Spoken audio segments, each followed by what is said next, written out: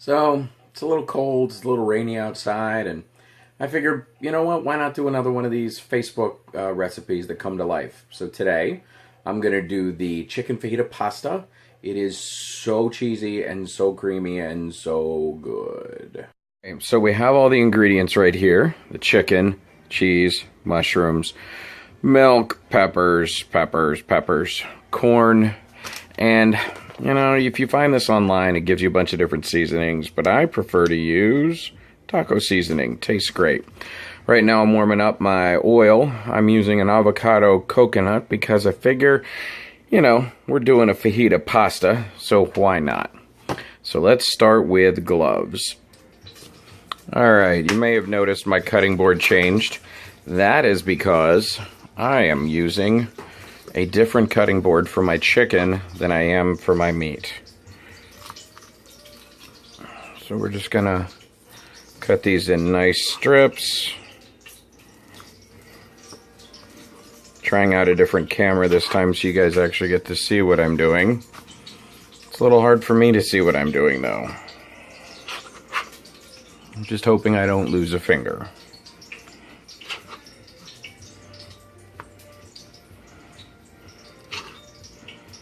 You know, that's what cooking is all about. Being safe, videotaping it for the world, and losing a finger. Alright. You can cut off all the little pieces if you'd like. Little things like this that might not taste so well for you. And then I prefer to dice my chicken up into much smaller pieces. But that's me. You can go with big chunks of chicken if you want, but the question is, are you going to be eating big chunks of chicken or cutting it? Alright, so I will dice. So when I dice my chicken, as you can see, I like mine in smaller squares. I also prefer to wear gloves because, you know, you don't want any cross-contamination. When I'm dicing it, just nice little, maybe 5 centimeter squares. My oil smells great. Not that we have smell-o-vision yet, but the oil, like I had mentioned, coconut and avocado oil, it's going to be terrific. Got a nice chunk of chicken here. Got 2 more pieces and we're going to put it in the oil. Alright, all the chicken has been cut. Come on, there you go. Going to put it right into the pot.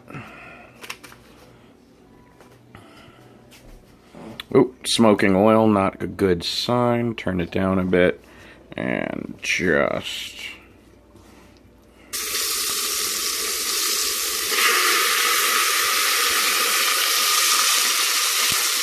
stir.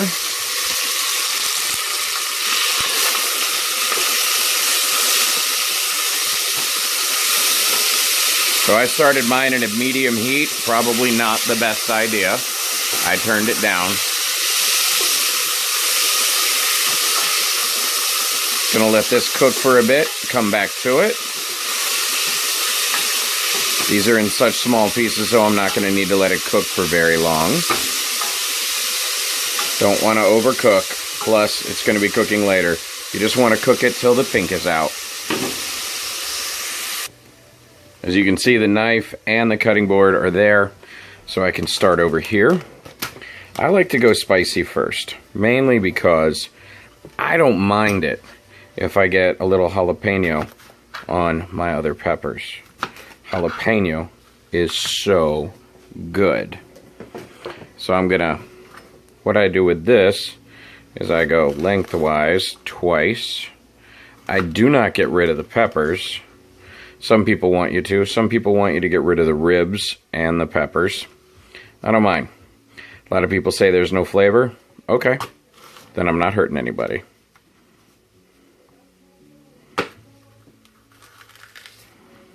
Alright, now I'm going to dice these puppies up. Some really good diced jalapenos here. Going to put them in a side bowl. Now we put the jalapenos in a side bowl. Check it on the chicken. You can see it's still just a little pink, so definitely keep it cooking. Don't want anything to make you sick. We come back over here and we go to our peppers. No particular reason for any particular order here. We just cut and go. Now this, you do want to get the ribs out. Not as tasty. But with a jalapeno, But, as I said, if you like the ribs, eat the ribs. Enjoy. It's not going to hurt you. So I go for strips of pepper when I cut mine.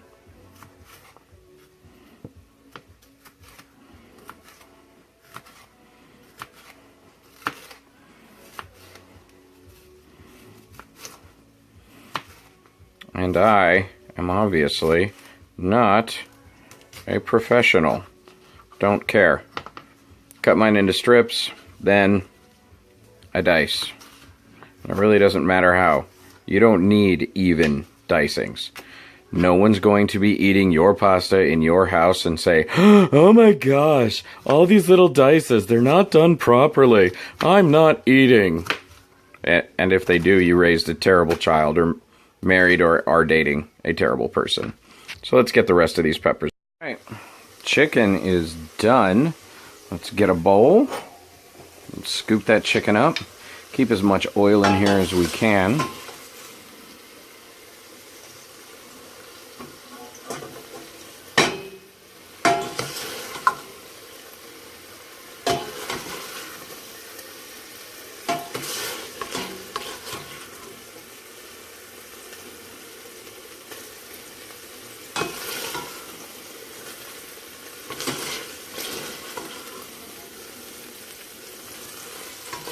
Alright, now we're going to turn the heat on this way down because we still want to be able to use it.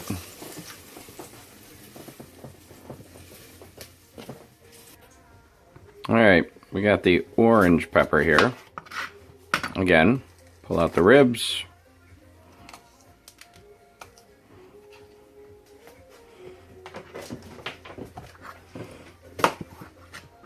And then it all depends on how you like it cooked or cut. Now the gloves I had on before were the new gloves that I put on after the chicken.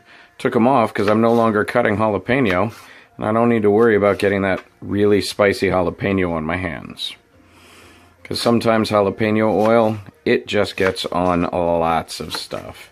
Never feels good.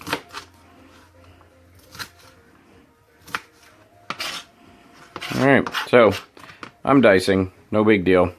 So I'm going to pause this until I'm ready. Alright, we got all of our peppers here, orange, red, and green. Now, I'm going to go ahead and take care of this onion. I like these purple onions, the red onions. They're really tasty. You can peel this top layer of shell, skin, blah, blah, blah off relatively easily. And I always cut my onion last, because as we know, the smell is not the greatest. Normally I wear gloves when I cut an onion, but I will be washing my hands quite frequently today, so it's alright. Never cut towards your hand, always cut away. These may sound like really simple instructions, but not everybody follows them. So, let us cut an onion. I'm going to go with some long cuts, some dicing, and some chunks. Nice variety. So, these, I'm just going to have in bigger triangles. These, I'm actually going to cut with the onions slightly.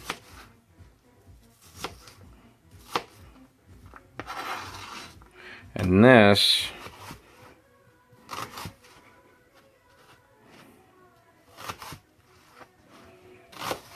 big chunks of onion. Now, you should cook the onion first. I prefer to, so that the onion transfers some of its flavor, but also because I like my onion cooked well, and I like my peppers cooked not as well. I like my peppers to retain some crunch. It all depends on what you want to do. We've still got some oil in here, so let's let it cook up and see what happens. So what we want to do with these onions is we want to make sure they're covered in the oil. Stir them up a bit. Turn your heat back up to about a medium. Cook them until they're brown. I like to add just a little pepper and some garlic with the onions. My garlic is not precise.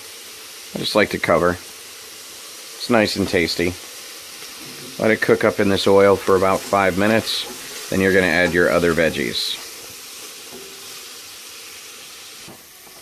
So the onions have been cooking up really well. Now it's time to add all of our pepper and of course stir to get all of that oily goodness on here. Now is when you would start adding your seasonings. Again, you can follow any online recipe you want, but I prefer taco seasoning because it just tastes so good. You can use any you want. I go with Old El Paso because it's just what I've always done. And here it is. We also want to add some mushrooms. Now, a lot of people add 2 chicken breasts. I add 1 chicken breast and a pound of mushroom because I want to have a little, even though it's not super healthy with all the stuff I'm adding, I want to make sure that I have a lot of vegetables. I am a big fan. And because portobello mushrooms are nice and meaty, I don't even dice them. So let's cook it up and see what happens. Alright, I added some more corn. I've been stirring. Stuff looks great. I added some really good red pepper from Thailand that I brought home with me on a trip. And right now, to make sure that it gets a much bolder habanero and spicy flavor, I'm also going to add a couple of ounces of El Yucateco because it is the greatest hot sauce. Now this El Yucateco Black I found in Mexico. Haven't been able to get it here in the States. So what I do is I add a good chunk of it, let it cook up some more, come back to it in about 5 minutes, and then add some chicken and other goodness. Alright, got a lot of goodness going on here. So now what we're going to do is we are going to add 5 cups of milk and the chicken and then the penne. I will show you one at a time.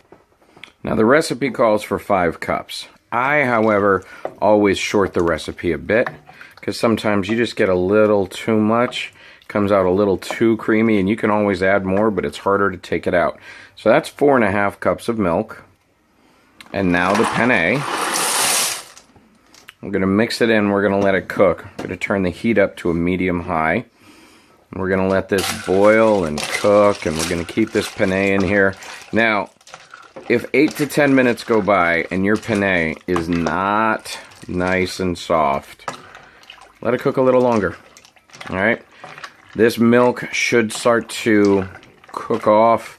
You should get a nice creamy mixture, but let's go ahead and cook this penne first. 8 to 10 minutes, see how it looks. So it's been cooking for a little over 10 minutes now. The penne is not completely done yet, so I'm not going to take it out, but as you can see it's bubbling. The heat is up on about 8, so you want to keep it doing that, and you want to stir it about every minute or so because you don't want the pasta to stick to the edges or the bottom.